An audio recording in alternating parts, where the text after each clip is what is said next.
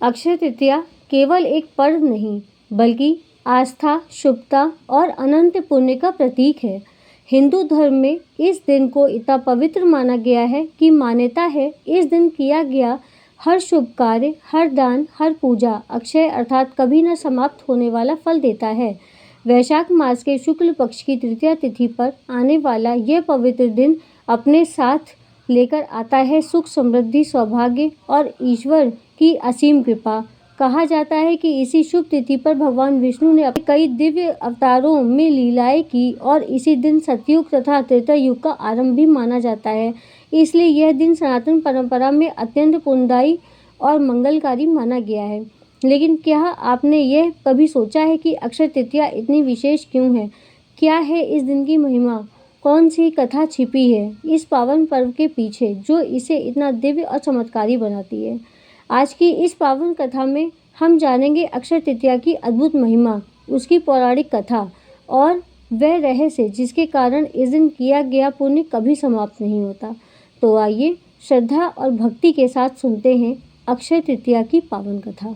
अक्षय तृतीया को हिंदू धर्म की मान्यताओं के अनुसार सबसे शुभ तिथि मानी जाती है और इस दिन कोई भी शुभ कार्य बिना पंचांग देखे और बिना मुहूर्त निकाले किया जा सकता है। लेकिन क्या आप जानते हैं अक्षय तृतीया को क्यों इतना शुभ माना जाता है? इसको लेकर हिंदू धर्म में कई पौराणिक मान्यताएं चली आ रही हैं। इसे युगादि तिथि भी माना जाता है।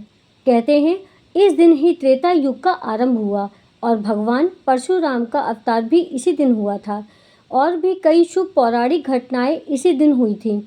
इस संबंध में आज हम आपको ऐसी 7 कहानियों के बारे में बताने जा रहे हैं। परशुराम का अवतार। पौराणिक मान्यताओं के अनुसार अक्षय तृतीया के दिन ही भगवान श्री हरि के 6वें अवतार परशुराम जी का प्राकट्य हुआ था। ब्राह्मण होते हुए ये स्वभाव से काफी आक्रामक और गुस्से वाले माने जाते हैं। इनके अंदर ब्राह्मण होते हुए भी क्षत्रियों वाले गुण थे। कृष्ण सुदामा का संबंध। कहते हैं जिस दिन सुदामा अपने मित्र भगवान कृष्ण से मिलने गए थे उस दिन अक्षय तृतीया तिथि थी। सुदामा के पास कृष्ण को भेंट करने के लिए चावल के कुछ मात्र मुट्ठी भर दाने ही थे जिन्हें उन्हें कृष्ण के चरणों में अर्पित कर दिया। उनके इस भाव के कारण कान्हा ने उनकी झोपड़ी को महल बना दिया। इस तरह सुदामा को भी इस दिन अक्षय निधि की प्राप्ति हुई थी। युधिष्ठिर को मिला अक्षय पात्र। कथाओं के अनुसार अक्षय तृतीया पर ही युधिष्ठिर को कृष्ण जी ने अक्षय पात्र दिया था। इस पात्र की यह विशेषता थी कि इसका भोजन कभी समाप्त नहीं होता। इसी पात्र की सहायता से युधिष्ठिर अपने राज्य के भूखे और गरीब लोगों को भोजन उपलब्ध कराते थे। भविष्य पुराण में अक्षय पात्र का संबंध मनुष्य के दान धर्म से बताया गया है।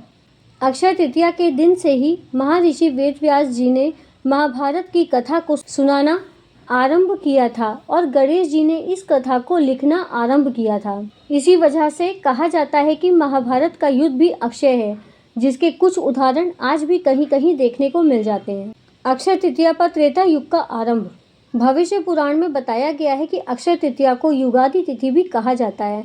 दरअसल इसी दिन से त्रेता युग का आरंभ माना जाता है, इसलिए इस दिन को शुभ कार्यों के लिए सबसे शुभ मुहूर्त के तौर पर देखा जाता है। मान्यता है कि अक्षय तृतीया के दिन हम जो भी कार्य करते उसमें हमें अक्षय फल की प्राप्ति होती और वह पुण्य कभी समाप्त नहीं होता।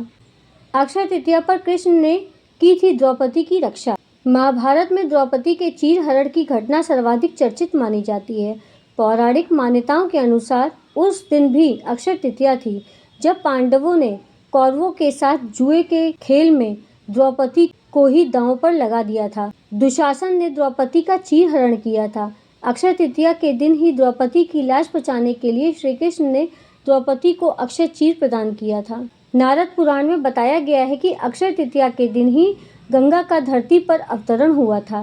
तेज बहाव के साथ स्वर्ग से निकली गंगा नदी को शिव जी ने अपनी जटाओं में धारण कर लिया था और फिर भागीरथ के प्रयासों से देवी गंगा धरती पर अवतरित हुई थी। अगर आपको ये कथा अच्छी लगी हो तो please like, share and subscribe करना मत भूलिएगा। धन्यवाद।